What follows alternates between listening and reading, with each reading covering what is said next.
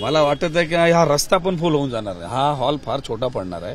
खरं म्हणजे आधीच कुठला तरी एक मोठा हॉल घ्यायला पाहिजे होता. आम्ही प्रयत्नही करत होतो, पण मला असं वाटतंय की सरकार आता कोणी थांबू शकत नाही. मुख्यमंत्री पदाचा चेहरा कोण असेल? अजिबात तुम्हाला काय वाटतं, सरकार आल्यानंतर मुख्यमंत्री भेटणार नाही किंवा असणार नाही का? 100% चांगलं.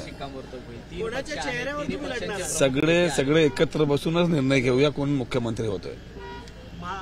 महायुती असं म्हणते की त्यांचा नेतृत्वच ठरत नाहीये, तर ते काय पुढे जाणार? तुम्हाला त्यांच्याकडे ठरतं का? सीट ठरतं का? त्यांच्याकडे कोण होणार ते ठरतं का? 288 सीटांमध्ये 488 मागणी झालेली आहे. तिकडे प्रत्येकानं 100-150 सीटं पाहिजे. त्याने स्वतःचं घर बघा, इथे आमचा होऊन जाणार, सरकार येणार, मुख्यमंत्री बनवणार. आज प्रचाराचा नारळ फुटतोय, मात्र जागा वाटपाची चर्चा आता सुरू होईल. आजच निवडणूक आयोगाची एक पत्रकार परिषद सुद्धा होते, त्याच्यामध्ये शक्यता वर्तवली जाते की महाराष्ट्राची निवडणूक कदाचित लांबणीवरती पडू शकते. महाविकास आघाडी म्हणून काय मत व्यक्त करताय? आता तुम्ही बघा, नगरसेवकाची निवडणूक झाली नाही. का नाही झाली? कारण त्यांना माहित आहे की ते पडतील, आणि इथे पण त्यांना माहित आहे की सरकार येत नाही, तर त्यांचा प्रयत्नच असणार की कसे आपल्याला आणखीन काही दिवस एक्स्ट्रा भेटतील. काय शेवटची सह्या करायची बाकी असणार ना, काय फाईल वगैरे, निवडणुका यायची, लढायचं आहे. तुम्हाला एवढंच सांगतोय की कितीही त्यांनी दिवस पुढे सरकायचा प्रयत्न केला, कितीही त्यांनी लोकांना असा शेवटच्या क्षणी साखर वाटायचं काम केलं, काहीच कामाला येणार नाही. आणि तुम्ही बघा, इथे सरकार येणारच.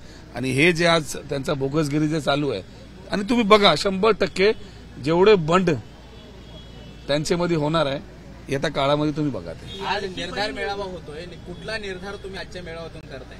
थोड्या टायमावरती बघा ना, स्टेजवरती तुमचे सगळे चॅनल, सगळ्यांना कळेल काय चालणार, काय रणनीती असणार, काय आमचे पुढे वाटचाल असणार, सगळं माहित पडेल. लाडकी बहीण योजनेसाठी 200 कोटी रुपये खर्च करणार आहेत प्रसिद्धीसाठी, कसं पाहताय? 200 पेक्षा जास्त आहेत.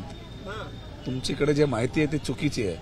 हा टॅक्स पेअरचे पैसे स्वतःची पब्लिकसाठी हे सगळे कसे यूज करणार आहेत, आणि हे योजनासाठी बाकीची किती योजना बंद पडतील त्या संदर्भात त्यांना जरा विचारा, तर तुम्हाला कळेल की या राज्यामध्ये डेव्हलपमेंट कसा होणार आहे.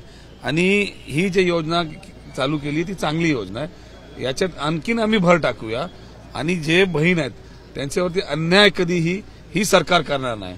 कारण हे जे सरकारने केलंय हे फक्त निवडणुकासाठी केलंय, आणि आम्ही जे करणार ते त्यांना लॉंग लास्टिंगसाठी करणार. एबीपी माझा, उघडा डोळे बघा नीट.